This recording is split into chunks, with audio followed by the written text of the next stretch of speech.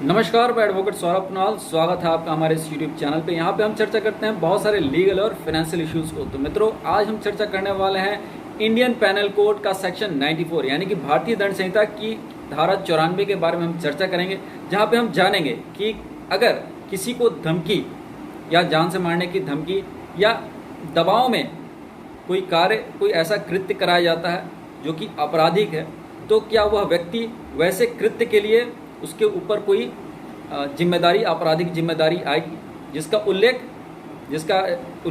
धारा 94 यानी कि section 94 of the Indian Penal code में है। तो ये प्रावधान क्या है, सेक्शन 94 का प्रावधान क्या है, इसको आज हम इस वीडियो के माध्यम से जानेंगे।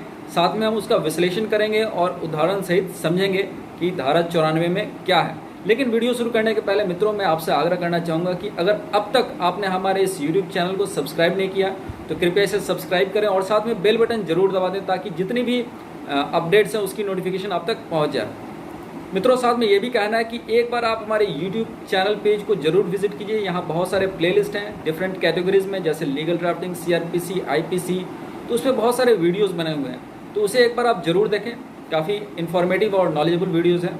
तो चलिए शुरू करते हैं आज के इस वीडियो को।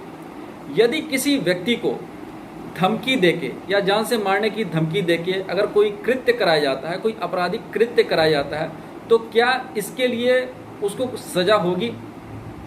तो इसका उल्लेख जो है धारा 94 भारतीय दंड संहिता की धारा 94 में किया गया है। तो आइए सबसे पहले हम जान लेते हैं कि धारा 94 में क्या प्रावधान है और फिर हम आगे इसका विश्लेषण करेंगे। तो इंडियन पैनल कोड का सेक्शन 94 यह कहता है कि act to which a person is compelled by threats except murder and offences against the state punishable with death, nothing is an offence which is done by a person who is compelled to do it by threat, which at the time of doing it reasonably cause the apprehension that instant death to that person will otherwise be the consequence। इसमें साफ कहा गया है कि जब किसी व्यक्ति को धमकी देके दबाव में कोई कृत्य कराया जाता हो और जब धमकी और दबाव दिया गया हो वो सामने हो, उसे साबित करने के लिए कोई खास मशक्कत नहीं करनी पड़ी, मतलब कि सामने प्रेजेंट है कि अगर उसे ये काम नहीं किया तो उसे जान से मार दिया जाएगा। जब ऐसी परिस्थिति हो और ऐसी परिस्थिति के दबाव में अगर कोई व्यक्ति कार्य कर रहा है तो वो अपराध नहीं होगा, बशर्ते कि उसने कुछ ऐसा ना किया हो जिसमें किसी की हत्या हो या उसने राज्य के खिलाफ, भारत के खिलाफ कोई ऐसा अघोषित या घोषित युद्ध ना शुरू कर दिया हो। तो वह इन दो परिस्थितियों को छोड़ के अगर तीसरी और कोई भी परिस्थिति है जिसमें वो दबावपूर्ण कोई आपराधिक कृत्य करता है और दबाव इतना साफ है कि अगर वो कृत्य को नहीं करता है तो उसे अपनी जान गंवानी पड़ेगी, तो वैसी परिस्थिति में वह उस कृत्य के लिए उसे सजा नहीं मिलेगी। चलिए इसको एक उदाहरण से समझते हैं कि अगर कोई डकैतों का समूह है और डकैतों के समूह ने किसी घर पे धावा बोला और पड़ोस में कोई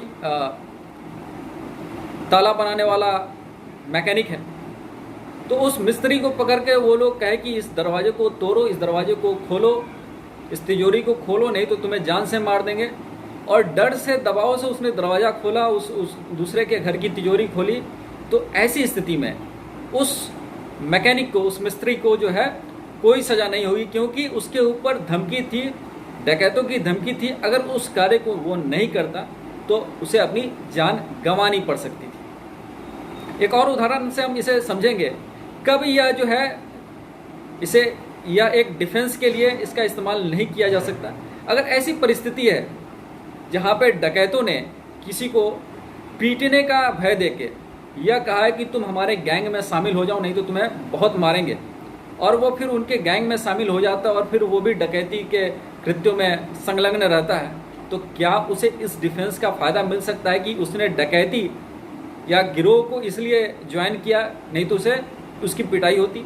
तो ये डिफेंस यहाँ काम नहीं करेगा, क्योंकि जहाँ विजिबल हो, जहाँ स्पष्ट हो कि जान जा सकती है, जान गंवानी पड़ सकती है अगर धमकी का पालन नहीं किया गया, तो वैसी स्थिति में ही ऐसे डिफेंस को मान्य होगा, अदरवाइज ये मान्य नहीं होगा।